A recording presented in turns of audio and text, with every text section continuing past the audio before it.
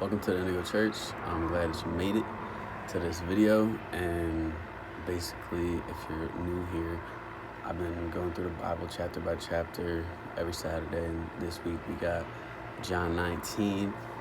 And this chapter is basically Jesus getting crucified. These soldiers bring Jesus to this king Pilate, and they put him in this purple robe and the crown of thorn on his head, and they're trying to get this king to crucify him, and the king is but he didn't break any laws, I'm not really trying to crucify this man. And they're just crucify him, and they're he claims to be the son of God.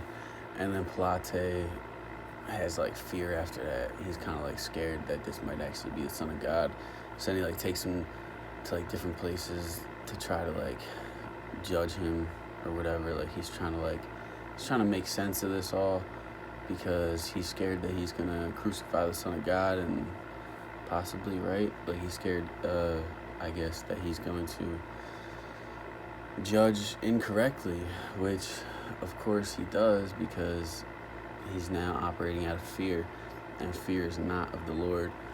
Fear is of the devil. So clearly he's scared and makes the wrong decision, but ultimately the right decision, because this was all in God's plan, and Jesus knew this. That's why Jesus is here. That's why Jesus is doing this, and that's why all the scripture is being fulfilled in this chapter. And that's really crazy. Even if you think you're doing wrong, God's using you for something. And that's kind of what I'm saying here. Whatever God says is gonna happen is gonna happen. The scripture is gonna be fulfilled no matter what.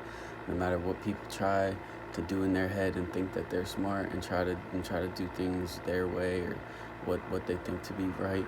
At the end of the day, what God is willing to happen is gonna happen, whether you're on the right side of that or the wrong side of that. And Pilate is obviously on the wrong side of that.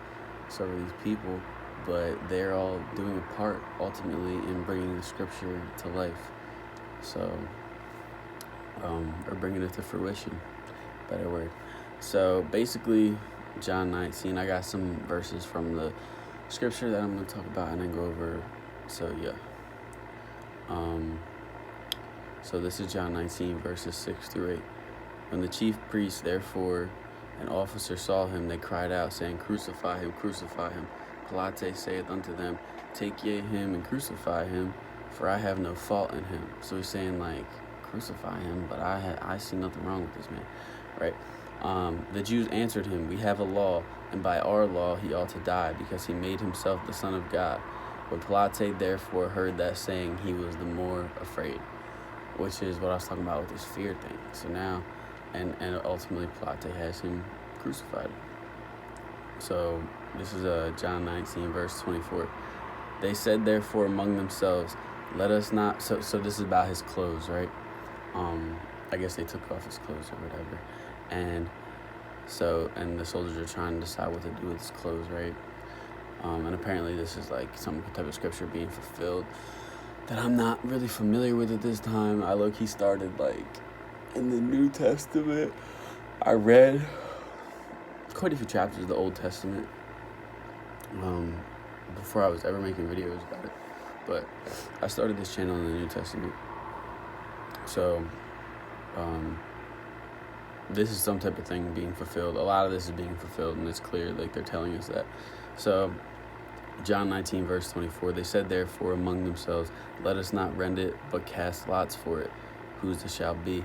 And casting lots is they're gonna draw sticks or something. They're gonna they're gonna find out who gets what through some type of lottery, right? Lottery. You're all drawing tickets, basically. So they said therefore among themselves, let us not rend it, but cast lots for it, whose it shall be, that the scripture might be fulfilled, which saith, They parted my raiment among them, and for my vesture they did cast lots. These things therefore the soldiers did. So that must be some type of flashback to a scripture that I'm not too familiar with. So, but then they did it. So then There was another one, which I don't think I added in here. They said they wouldn't break a single one of his bones, and they always break the people's bones that are being crucified. But Jesus is totally in control here, and the scripture is going to be fulfilled. So I'll get to this. And like his mom was there, and then a disciple. I guess that was also part of the scripture. So Jesus sees that everything in the scripture is being fulfilled in his life right now, and so then he does this. John 19, verse 30. When Jesus therefore had received the vinegar, he said, "It is finished," and he bowed his head and gave up the ghost. So then Jesus dies on the cross before anybody else, right? Like he just dies, like just like that. He like drinks this vinegar thing, and it's all just like all part of the scripture of him to die right there. So he just dies.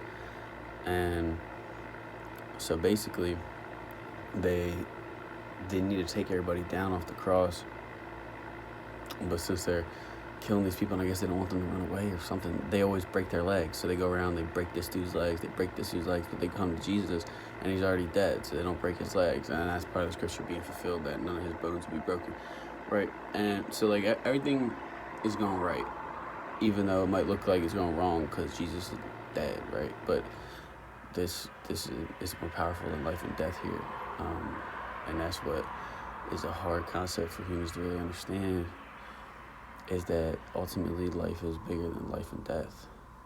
It should just be life and life. You feel me? That was tough. Anyway, John 19, verses 41 through 42. Now in the place where he was crucified, there was a garden, and in the garden a new sepulchre.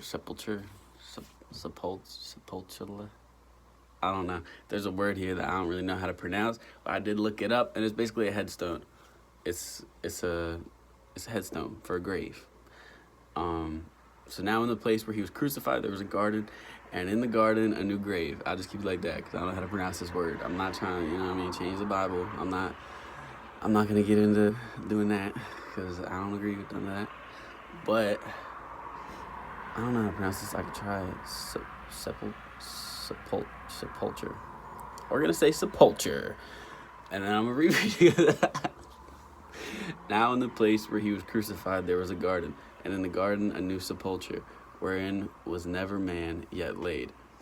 There laid they Jesus. Therefore, oh my gosh, this is a tough read. Why'd I pick this verse?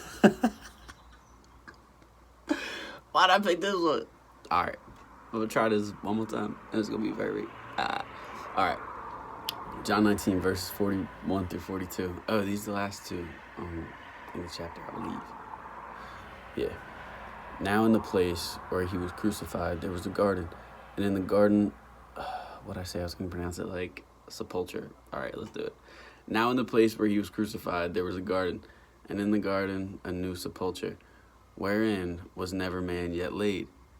There laid they Jesus, therefore because of the Jews' preparation day, for the sepulchre was nigh at hand. Oh, and I looked that up too. Nigh at hand is like the saying where it was close by, right?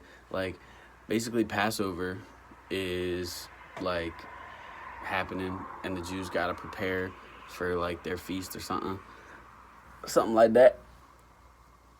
And yeah, because like Passover is like a celebration. So like, I'm pretty sure they already did like the sacrifice of the lamb because that was Jesus. Feel me? And now they got to get ready for this feast. So that's probably why they're taking everybody down with the crosses, because it's like, we don't got time to crucify you right now. We got to go have a feast. And Jesus is like dead. I forget what I was even saying, bro. I just lost my train of thought. But basically, there's this nearby grave, and since Jesus is already dead, he's not like one of these other people that they broke their legs and they were like, we'll finish this up tomorrow or something. Jesus is like already dead, so they're like, oh yeah, there's this grave like right there in this garden. Boom, let's put him there. And they wrap him in the white linens and the spices, because that's how they do their thing. That's how they bury people, and they put him in there, and then that's that until it's not, and then he rises again, and it's like, bow, bow, bow, bang, bow. So basically, yeah, that's the chapter, really. I don't know what else to say, but other than fear is stupid and it's not for you. So if you got fear or worry or stress, I'm just saying you should be above that. Like, come together with Jesus Christ and God and be above that, because it's not for, I don't even know. It's just not for you. Like, it's not for you to be worried, because everything's in God's hands. Just like we're seeing in the chapter, no matter what these people, no matter everyone's different agenda, ultimately the scripture is going to be fulfilled. And as long as you can believe in God, believe in Jesus, and believe in the scripture being fulfilled, you don't have nothing to be worried about, because you're on the right side of things, right? Like you're going to be used for the right side of things. And that's what's dope. So, yeah. And once you can, like, actually fully realize that and have that in your heart, then you don't, like, it's so easy to get wrapped up in life that's happening around us and, like, let things get to us because we have feelings, right? But we got to put our faith before our feelings, and then we can live, like, a peaceful life, because feelings aren't all good, and we can have all types of bad feelings. And that's something, like, we're going to struggle with, because that's part of our human nature. And, like, obviously I struggle with that stuff too. Like, feelings suck sometimes.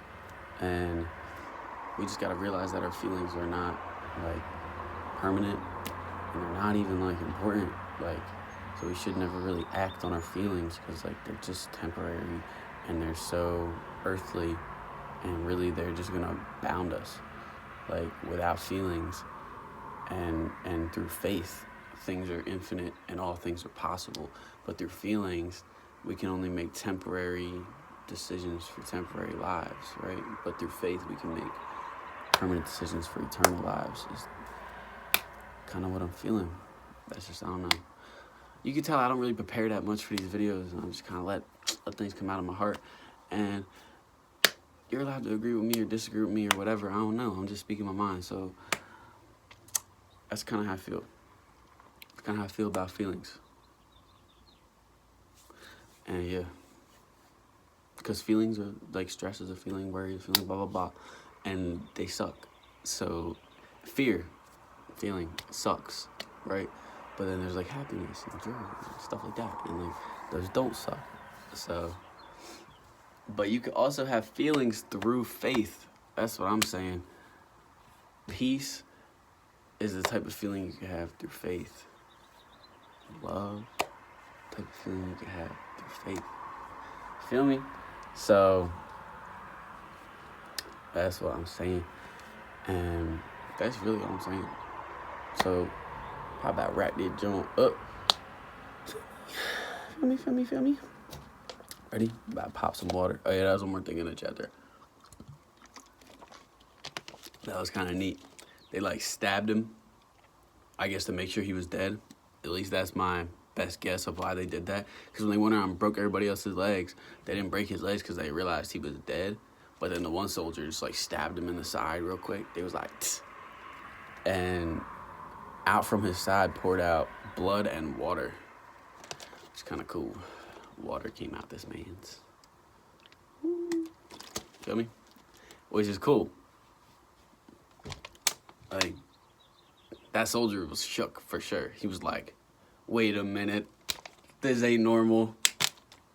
Cause, like, this soldier's probably stabbed a lot of people. He's a soldier. He just stabbed this dead man in the side like it was nothing. Probably just trying to make sure he's dead. That's what I'm thinking. Cause, like, he could really be faking real well, right? He could be playing dead so he don't get his legs broke. And then he runs away, and then it's like, ah. So he was probably like, everyone's like, oh, he's dead. And this one Aryan soldier was probably like, nah, he ain't dead. He faking it. Stab him in the side. And he's like, all right, yeah, he's dead. He ain't even move. But then he's seeing water come out him, like blood and water, which is type cool. Yeah. I didn't, like, include that in the verses that I shared, but that is just something I remembered. But yeah, that's pretty much everything from the chapter. That's pretty much covered everything.